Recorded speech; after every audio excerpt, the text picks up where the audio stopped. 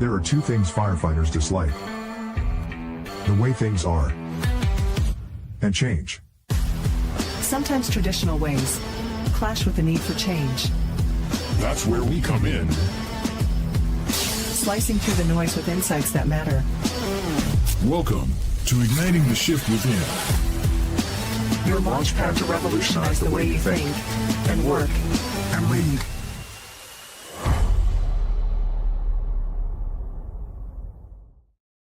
Welcome to another episode of Igniting the Shift Within. I'm David Dachinger. Today we're speaking with Captain Nicholle Brock about leadership, the silent suffering in the fire service, and we'll get into her book, Brick by Brick, Building Resilience in Chaos and Kindness by Being Resilient in Conflict and Kinship, the True Cost of Poor Leadership.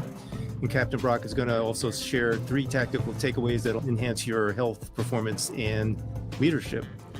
So Nicholle Brock is an author. She's a seasoned fire service captain with the Atlantic Fire Rescue Department, and she's a paramedic, certified emergency manager, certified health and safety program manager, and a respected fire service and paramedic instructor with over 2 decades of experience in emergency response leadership and adult education.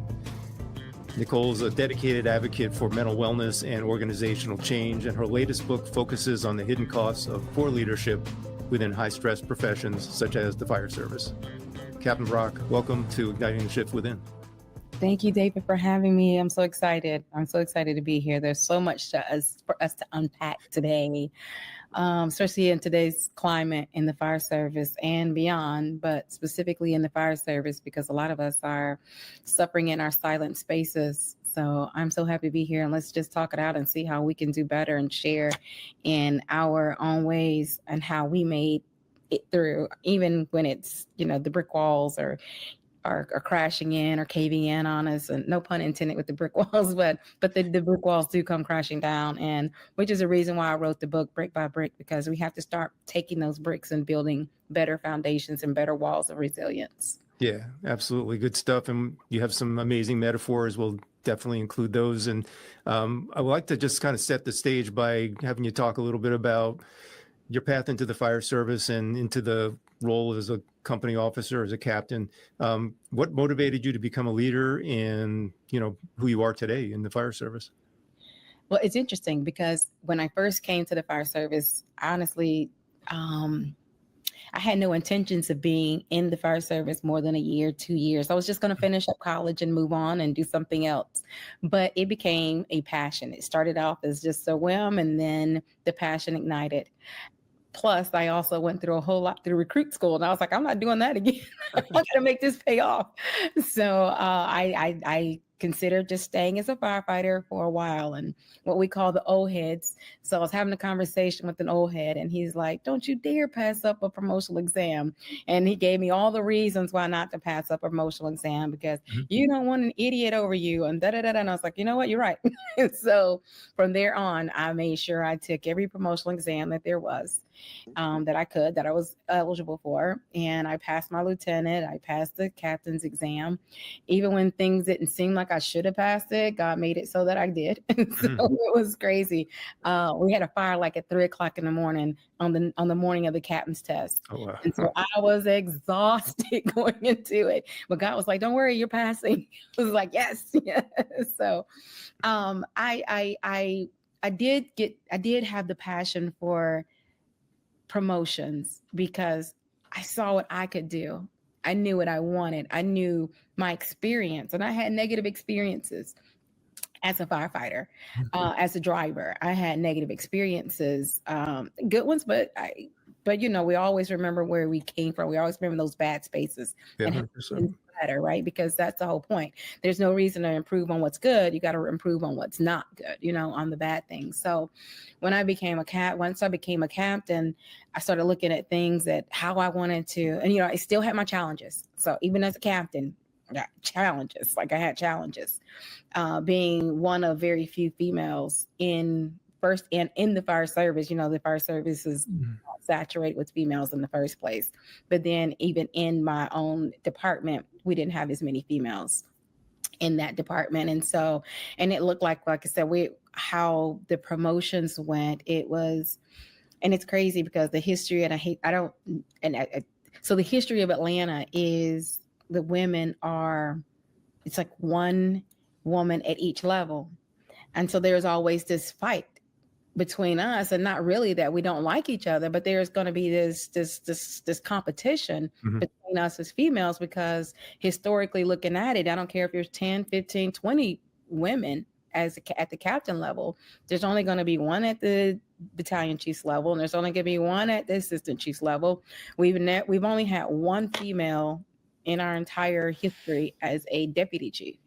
So, and that's crazy. We've been around since 1882, and not one of the females have ever been a Black female. We've never had a Black female that has been a deputy chief in Atlanta. So, and never having had that to look up to. That's always a thing that, us as captains, we as captains look at like, wow, hey, this is a space we've never occupied.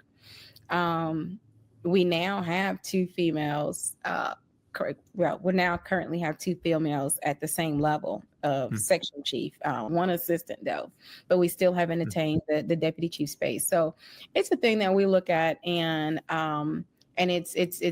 it's just a space where it's like, okay, what do you need to do to get to this? What do you need to do to get to this level? And oftentimes we have to fight harder and longer and endure a lot more than our counterparts, because it's just, we're still in that mentality at fire service, still has that hate to say the good old boy, the homeboy hookup mentality. So that's been my challenge, as well as other females in my space. Fortunate thing is we're seeing change, as slow as it may be. We're starting to see change, and leaders like you emerging, who are not only leaders within the fire service, but also sharing through writing and other modes of communication, like some really valuable lessons. And that's what I'd like to have you talk about next. Yes. You've written a couple of articles for Firefighter Nation, which is great because we're on Firefighter Nation. Absolutely. And one of them talks about silent suffering within the fire service, and I concur that that's a thing. Can you just kind of elaborate on that? What are you seeing? How are people suffering in silence? And then what can leaders do to help make a change on that? So I being that company officer, having served as a company officer, I get an opportunity to talk, speak with, and really have a good camaraderie with the people that work with me. And I don't say for me, but with me, my firefighters and my drivers and anyone who comes in, I get, and even other officers, like I get an opportunity to have those conversations. And so for a lot of people, there is still that stigma that comes along with saying it's not okay, or saying I'm not okay. There's still that stigma. And I think that while I can see that there is somewhat of a change, it seems to be like incrementally trying to get better. I think the push for the education, the constant education, the news messages that are put out on a regular basis, that people seem to be more inclined to have conversations, even with the company officer. Like before, people wouldn't even want to say anything, wouldn't say anything to their company officer, for fear of, oh gosh, he's just, he's this or he's weak, and no one wants to see or be seen as the weak person in the group. But I think now that I know with Atlanta, we've done more as far as opening up, and we have our EAP on call. We have our wellness behavioral folks on call, that in the event that there is a traumatic situation, we can make those phone calls. And I think that helps out a whole lot. The 988 number helps out and a great deal as well, with just educating people with those resources.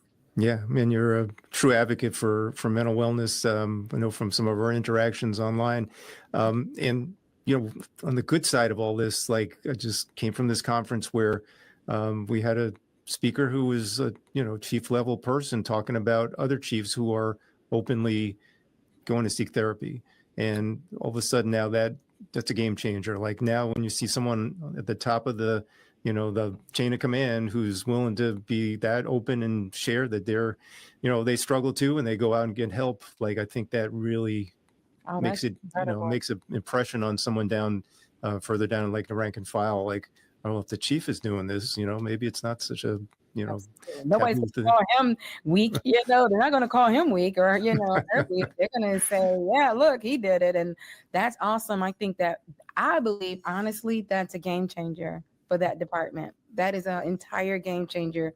And as an officer, I pull people to the side and I'm like, hey, look, it's okay. It is okay to say you're not okay.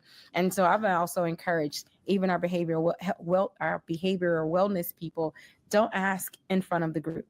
Mm-hmm. Don't do a group. Hey, is everybody okay? Like, don't do an announcement. Yeah. Just have subtle conversations. And I promise you'll get better feedback. And I've had people come to me and say, hey, can you talk to this person because they're feeling this way? Can you have a conversation with this person? And I'll call EAP and say, hey, look, I got a person and this is what's happening. And they've gone off and they'll come back and say, hey, Captain Brock, thank you so much because I needed that. Right. And sometimes, like you're saying, discretion, maybe it's taking that person out for a walk outside the building or, just getting out of the line of sight of everyone else that, we're so good at knowing everybody else's business. So we have to circumnavigate that a little bit. Right. So you got some great metaphors in your articles, and one of them is the Wizard of Oz. How does that offer a framework for the firefighter's journey? Like what do those characters from the Wizard of Oz represent in this article? So in the article, I used the characters from the Wizard of Oz, the Tin Man, the Scarecrow, and the Lion. So it's all about goal setting. So if you remember the movie, The Wizard of Oz, Dorothy had a goal to get home. That was her primary goal. And on her journey, she meets first off the Scarecrow, and the Scarecrow needs a brain. And then she meets the Tin Man, who needed a heart. And then subsequently, she meets the Lion, who needed courage. And remember now, throughout the entire story, she had Toto, the dog, right? So the brains, the heart, and the courage, those are all the things that you need in order to set a goal. And so in my book, What's the Size of Your Dog? Determination, Obstacles, and Goals, that's a book that I wrote prior to Brick by Brick. That book it structures you through goal setting, but it also helps you. It's a planner, and it also helps you to not only to see what your determination, why you're determined to set a goal, what are your obstacles while you're trying to meet those goals, and what exactly are your goals, and how are you structuring those goals? How are you structuring yourself to get to those goals? So in the same story, Toto represents responsibility. Because even while we set goals, we have to keep up with our little dog, In the analogy, determination, obstacles, and goals, but we also have our Toto, our bills, our kids, our spouses, our livelihood, our houses. We have things that we have to keep up with while we're doing these things. So I try to use that DOG, that dog analogy in that. That's a great one. That's so cool. And I'll never, see the Wizard of Oz will never be the same. So cool. And let's talk about your book, Brick by Brick, because you mentioned that as well. And that it's got a long title, but it really encompasses a lot. So give us a little bit of overview. What's the book about and what are you hoping to accomplish with it? Okay. So, and it is a long title, but so Brick by Brick. And the first brick is our external brick. And it talks about, so it's building resiliency in chaos and kindness, right? Because while we're out and we're dealing with the public, we're dealing with our external people, right? Or even within ourselves, like people outside of us, we have to be resilient. We have to build that resiliency, but we also have to do it by that internal brick. That second brick is our internal. So even within the fire service, it's that by being resilient. So we have to be resilient in conflict and kinship. So the conflict is, how you go to the station, and I apologize, how you go to the station and you have those, you might have the B shift is mad at A shift and A shift is mad at C shift. And, it's just, you have those internal things. But at the end of the day, we all have to have that kinship, because at any day and time, we have to go into those fires, go into those circumstances, encounter those situations with each other. And so we still have to maintain kinship. I was looking over some of the things you've done. You're truly a multifaceted person. You've done some varied stuff that I'd love to hear more about. So it says in your bio that you're a drone pilot. amateur radio operator. Is that the correct term? Yes. Okay. And as well as having these certifications in emergency management and being a fire service paramedic instructor. So what motivates you to do all these things? Like, what is your, where's your passion come from to be so well versed in so many different things? So the ham radio operator came through my certified emergency manager. I did the drone pilot. Became a drone pilot because years ago, this was before the drones actually became a big thing in the fire service. So my goal was to get my license and bring that drone experience, that drone technology to Atlanta Fire. And so, but it's now, we now have the drone pilot. Now we do have the program in Atlanta, but that was one of my driving forces. Paramedic school, I actually wrote a book back 2009. It was released by Jones and Bartlett. I got it picked up by Jones and Bartlett, and it was a top seller, huge book. I haven't found one person that didn't pass from studying the book. Like, it's crazy. I've not found one person. In fact, someone came to me and said, "Can I borrow your book?" And I was like, "Okay, it's my only copy." That was in 2014. I haven't seen the book since. So, and they just kept passing it. I already know who had the book last because of who passed. That's how I can find out who has my book. It's still out there doing its magic. It's still doing magic. Absolutely. If you could travel back and talk to yourself, sometime in the last 20 years, you would tell, Nicholle, the firefighter, like how you might do something different or anything you would change that, if you had the opportunity to do something different in your career? Oh gosh, I don't think that I would change where I am fire service wise. I think I would still be here. I think I would have built my relationships a little bit better. I think I didn't understand the fire service relationships. And that is, I believe, a huge space for firefighters, being able to unite with people who are on that path to and how they say birds of a feather flock together. So I wish I had accomplished my degree years ago. I went these last few years. I got my associates, my bachelor's, and my master's over the last few years. But I wish I had latched my what do you say? To a star, latch my something to a star, and just really kind of hung in that circle and finished my degrees earlier. And I think that's probably something that I would have looked at. I would have changed. Okay. So looking forward now, what do you see as your next, chapter in the fire service? Like where do you envision going with what you've created so far? I would love to reach that chief status. I believe that I've reached my brass ceiling, if you would, in Atlanta. So I think it's something that I would venture out to other departments and look in other spaces. To reach out and do something a little different. I think I want to be in a space that makes change. Like I want to be in a place that makes change. I have a lot of passion, like you mentioned earlier. I have a goal of seeing the fire service in a space and place that's safe. I want to see people win. And I believe that my passion for helping people win, I think it's what the fire service needs. I hate to say it, but I just think it's something that the fire service needs. Somebody that's got this I mean, I'm not that I'm the only person, but people like me it's what's going to change the fire service. Do you have any success stories of, how you've helped somebody change or have a win in their career? Oh, I wish I did. And I probably do. I'll share this story that I shared on another podcast that drives me to where I am with this passion. And let me say, people like me and you, because I love what you're doing. I love your book. I love what you guys are doing about helping us as responders, because that's what's needed. Like we need that kind of stuff. We need people. The service need people like us, right? So I one time had a firefighter come to my station and he didn't smell right. And so I said, "Oh boy." I said, "Okay." And as a new captain, I was a fairly newish captain, fairly new. but maybe like a couple of years. So it was my early on in my captain career. And I sat there for a minute because I had a young firefighter and my driver, and this guy came to fill in at my station. And so I was concerned, like, okay, I don't know how to address this. Maybe he just had a wild night.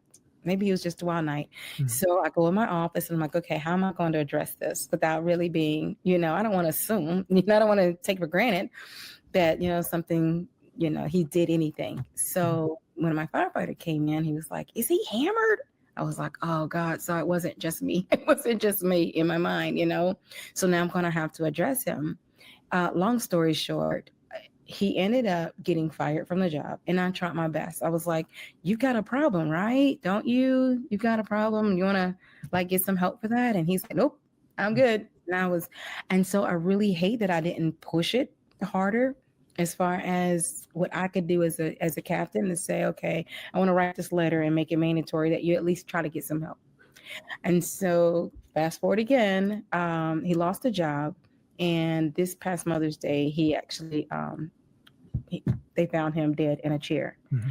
So I had a assistant chief come one day and say, hey, Cap Brock, I want to thank you so much for what you did. And I was like, yeah, I didn't do anything though, because I don't feel like I did enough.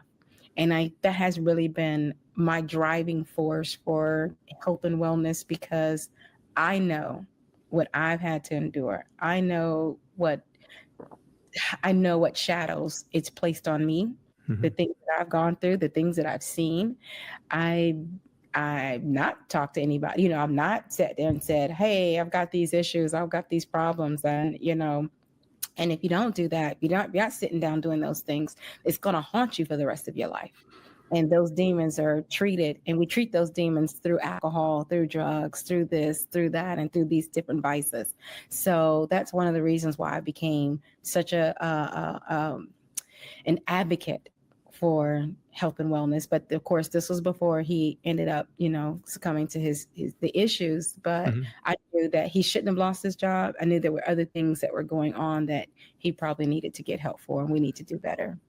Yeah, and I think your story speaks to one of the big challenges of leadership that probably doesn't get spoken about or taught, in any course or training out there. And that's, how do we handle someone who is struggling? How do we have that conversation? How do we get them the help they need?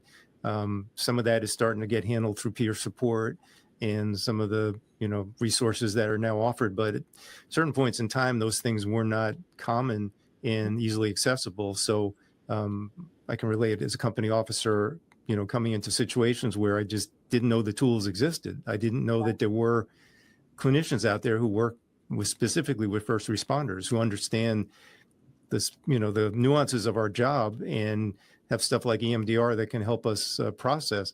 That just wasn't even common knowledge. And so I think we're getting to a better place with that, but it is probably in my mind, one of the biggest challenges leaders have, company officers in particular, how to handle these situations they don't train you on. And, hopefully we get more people that are mentoring us, right? Company officers need mentors to, kind of walk them through these very difficult, nuanced situations. That's right. And that was one of the things I'd say too. When I became an officer, there was not a class. You studied the books, mm-hmm. you practiced for the oral exam, and that was a classic. What happens if your firefighter comes in drunk? And then you're like, well, this is what I would do, and I call the chief, and I shut down the station, I do this. But that's addressing that. Mm-hmm. There was nothing that talks about how do you address the real issue, right? The real problem. The problem, we do know that a problem is that he comes in and he's intoxicated or he's inebriated or whatever. That's a problem, but there's a deeper problem, and I love that we're in a space now, like you said, we're putting in peer support groups to help with this, we're putting in more advocacy programs to help out. So those are the things that I'm super duper passionate about, looking to make that across America, across the fire service. All right, so we're going to jump into 3 tactical takeaways, actionable items firefighters can use to up-level the way they think, work, and lead. You've got 3 of them, so why don't you run us through them? What do you have? All right, so leading from the front. And then you mentioned it earlier. You made a great point. The fire chief had his psychological services. So that is leading from the front. Those are the situations that will cause the people who are in your following, the people who are looking up to you, to say, you know what? If this leader can do it, I can do it too. So I love leading from the front. We talked about goal setting. So I'm big on goal setting, huge on goal setting. I think anyone who wants to go anywhere, do anything, even if it's a minor 3-month goal set, but set goals, set your goals, find out what you want to do. I ask my firefighters when they come into my station, all right, tell me your 5-year plan. What's your plan? Like, what are you doing? Give me, write out what you plan to do. Have you gotten your degree? Yeah? No? If you're going to get it? All right, well, here's what you can do. Okay, you want to go here? You want to be an officer? All right, well, what are you going to do to get there? So I sit down with every firefighter I get and say, y'all need your 5-year plan before the end of the day. Or if you need next week, next shift, 2 shifts from now, just give me something, like sketch it out. Just think about it. So I try to help them process that. And my last but not least is leading starts with listening. And so I'm again, that's what the Brick by Brick, the article that I wrote for Firefighter Nation, that was that was probably one of my favorite articles that I talked about. It's because a lot of leaders aren't listeners. They're ready to speak. They speak first, and then they're not following a sequential order, which make you a powerful leader. First, you listen. You listen at what your people have to say, and once you do that, then you can come and respond from an educated space. Mm-hmm. Yeah, a compassionate one, right? Where you're, actually makes you a better leader, obviously in the long run. That's right. And I love that you're having your firefighters do these 5-year plans, and that's truly, leadership and mentoring, because someone that's not really goal oriented or doesn't see the bigger picture, that's such a powerful way to kind of supercharge their career path and get focused. So absolutely. And then you start now, you get them the resources that they need to get there, and teach them how to get those resources. So thank you so much, David. I appreciate this. Yeah. So Nicholle, where can people find you, find your book, any other links you want to share? Absolutely. So my book, Brick by Brick, is on Amazon. Hold on one second. I had it in the background. Wait a minute. All right. So it's on Amazon. It's Brick by Brick. So please pick it up. And my proceeds are going to a mental health organization for public safety. So I'm trying to get as many people to order the book. So I think I'm going to extend it out until the end of November. I did it for September, October, but I'm trying to get the word out so we get as many book sales. I want to see people win.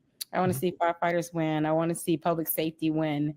And the only way we can do that is through advocacy, and those advocacy people need money. So if anybody can help, let's get this book pushed out, and all that money goes to them. So that's my big thing. But yeah, you'll find me on Amazon, and I just released a new book called Under Lock and Key, which is a novel. And it's a metaphoric novel and it starts off talking about fire. So I won't give the novel away, but it's a really fun novel. Right. If it's got fire in it, it's got to be cool. It's very cool. It's all about fire. So it is really good. All right. And any other links, social, that kind of stuff?